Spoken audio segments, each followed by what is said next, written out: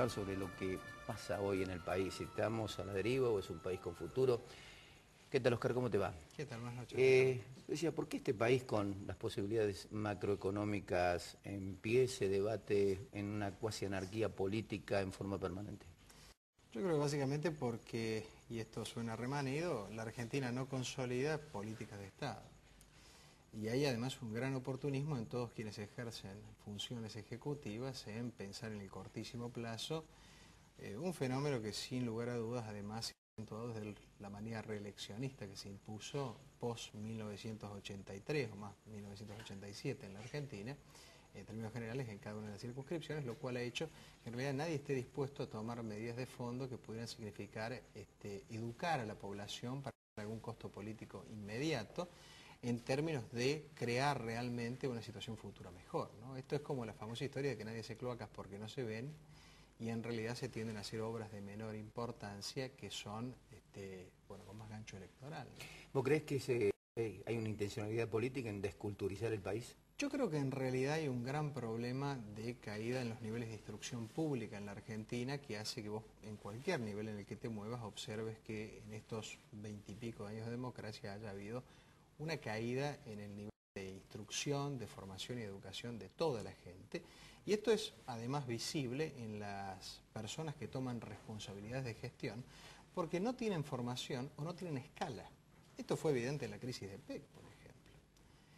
Ayer trascendió en algunos de estos corre ve y dire políticos que se publican en algún periódico de Córdoba, que hay una preocupación del gobernador de la provincia, que es un hombre que ha trabajado en la actividad privada, de buscar un gerente general para EPEC, dada la incapacidad de conducción que hay en los mandos de la empresa.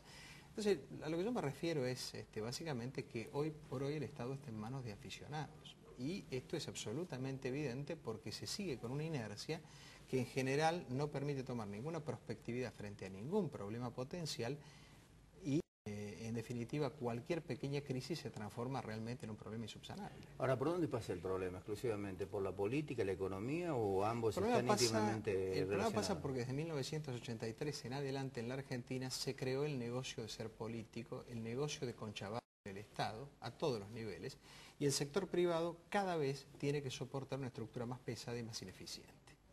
El crecimiento irracional del empleo público en la Argentina en los últimos años, la maraña de subsidios sin ningún sentido, o sea, subsidiando a sectores que son pudientes, el tema que ustedes tocarán después, la falta de meritocracia en las carreras dentro del Estado, tanto en el proceso de incorporación a la función, no a la función pública, al empleo estatal, como además luego en los programas, digamos, de crecimiento y promoción dentro de él, que los vemos en prácticamente todas las administraciones del Estado, además de los que van y marcan solo tarjeta, que además yo creo que son los principales enemigos del buen empleo público, que también seguramente lo hay o que lo hay. Todo esto genera indudablemente una atrofia, una hipertrofia en el Estado que es insostenible. O sea, el sector privado que crea riqueza en la Argentina necesita que después todos los que no creamos riqueza en forma directa seamos financiados por él. Y en esto incluyo a los sectores privados que necesitamos del negocio de otro para vivir, es decir, el contador, el abogado, el médico, el que tiene un colegio privado, y a los que forman parte del Estado. Y esto no es, y además terminamos con una tontería argentina que es el ajuste. El ajuste, digamos, el miedo al ajuste es grave cuando vos tenés sectores, o mejor dicho, pequeñas administraciones municipales que son dadoras de empleo público en el interior de la Argentina, y donde estás discutiendo salarios que son meramente asistenciales. Ahora, no hay ajuste cuando vos lo que rompes es el enorme negocio del sobreprecio de la obra pública. Claro. Entonces, no jorobemos con que no se puede bajar el gasto público en la Argentina. En la Argentina se puede bajar el gasto público, hay que eficientizarlo. Y esto no es un criterio libre mercadista, esto es un criterio lógico. El que no trabaja no debiera cobrar. El que no está capacitado no debiera tomar un tema a su cargo, cuando la Constitución, tal vez muy laxa, porque fue escrita hace muchos años, en 1853 habla de idoneidad específica. Hace falta la idoneidad específica. Y tal vez hoy debamos arreglarla de un modo distinto. En ese marco, ¿cómo recuperas a los pobres? Yo creo que la Argentina se dicotomiza cada vez más y no hay ninguna forma de recuperar a los pobres. El problema argentino es cultural. Y en este país cada uno juega al sálvese quien pueda. Esto es absolutamente claro. Vos necesitarías en esto un gran conflicto nacional que nos ponga a todos disculpando la expresión, en bolas y en la calle, para que cuando miremos hacia atrás, como pasa después de una enorme guerra, como pasó en la Europa de posguerra, te encuentres con que ya no está mi castillo o ya no está mi villa miseria, y entonces tenemos que empezar de nuevo y empecemos con una meritocracia distinta. Si no, seguimos acomodando la carrocería corporativamente para que a mi sector no le toque el problema general tan fuerte como le toca a otro. La discusión es, si yo soy esto, me quejo de lo que me pasa a mí. Pero ¿y el resto de los sectores cómo quedan en esa historia? Vos hablabas del libre mercadismo. ¿Cómo opera? Ojo, hago una aclaración que siempre he hecho. En la Argentina no existe la izquierda y no existe la derecha. O sea, cuando se habla de liberalismo en la Argentina es una caricatura, igual que cuando se habla de socialdemocracia en la Argentina.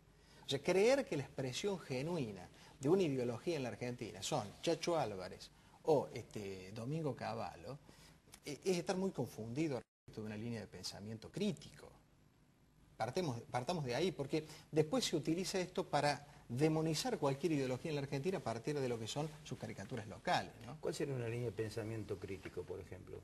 En la Argentina de hoy, Sí. yo no creo que haya una... Digamos, a ver, yo discrepo con alguna gente que me parece inteligente igual. O sea, Claudio Lozano me parece inteligente y tal vez esté en la antípoda de mi pensamiento económico.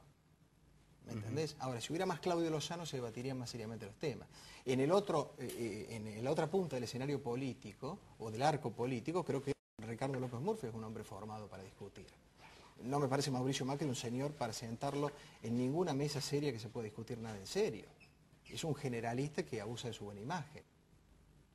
Por recién hablabas del libre mercadismo. La pregunta es, ¿qué pasa con el mercado como ordenador dinámico de la sociedad dentro de la lógica económica? Es absolutamente claro que en la lógica económica, no importa el grado de apertura que vos le quieras dar, el mercado es un ordenador. No funciona cuando el mercado no ordena. Ahora, el tema es, tampoco vos podés sacar al mercado a actores sociales, actores económicos que tienen asimetrías tan fuertes que vos no resguardes la necesidad de que uno de ellos indudablemente pueda ir acomodándose para no ser fagocitado por el otro. Ahora, terminemos con la estupidez argentina de 50 años de industria infantil. Con industrias fundidas y empresarios que tienen campos. Es decir, me parece que no hay un debate serio en la Argentina porque las reglas de juego tan poco serias que la Argentina ha tenido siempre y que se han hecho más evidentes en estos años de democracia recuperada, donde, insisto, ha habido un grupo de gente que ha hecho el negocio de participar de la función pública, y hablo en posiciones ejecutivas, claramente este no es un problema de la portera de una escuela o del enfermero de un hospital, ¿sí? Evidentemente, lo que está pasando en la Argentina es que se ha generado un sistema tan poco serio que la gente actúa, prácticamente te diría, delinquiendo en defensa propia. Porque ¿qué si no delinquir en defensa propia para un pequeño comerciante?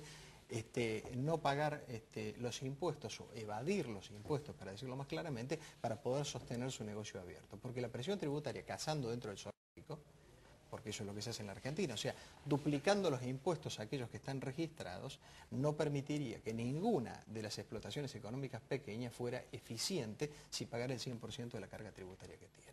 ¿Vos crees que en este proceso inflacionario primero se beneficie el Estado?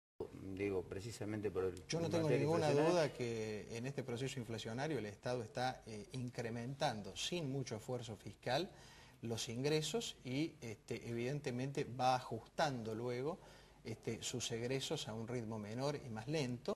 Claramente lo hizo durante los primeros años de pos la ruptura de la convertibilidad y fue lo que permitió generar la gran caja fiscal que es la sustentabilidad política del matrimonio. ¿Y qué pasa con seguir inyectándole dinero al mercado para el consumo? Evidentemente, inyectarle al mercado de consumo es más inflacionario porque vos lo que tenés que hacer es otra cosa, es generar realmente condiciones macroeconómicas de estabilidad que permitan que haya inversiones reales que te posibiliten, primero, incrementar la demanda y luego instalar en la Argentina una actividad industrial que es la verdadera generadora de divisas. 1 de cada 4 dólares de exportación de la Argentina es la exportación del poroto de soja, sin ningún grado de industrialización. Ahora, está bien, pero digo, ¿vos crees que hay que enfriar la economía? Digo, te pregunto esto porque... A ver, yo lo que te digo es que en un proceso inflacionario, con una proyección inflacionaria del 30-35%, claramente no defendés al asalariado. No, obvio, obviamente. No defendés al asalariado, ni defendés al pequeño empresario que no va a poder dar estos ajustes. Obvio, porque si no se transforma en el círculo vicioso pero es que permanente. vos empezaste con una inflación, recuerdo el día que se fue la baña y entró Felisa Michel,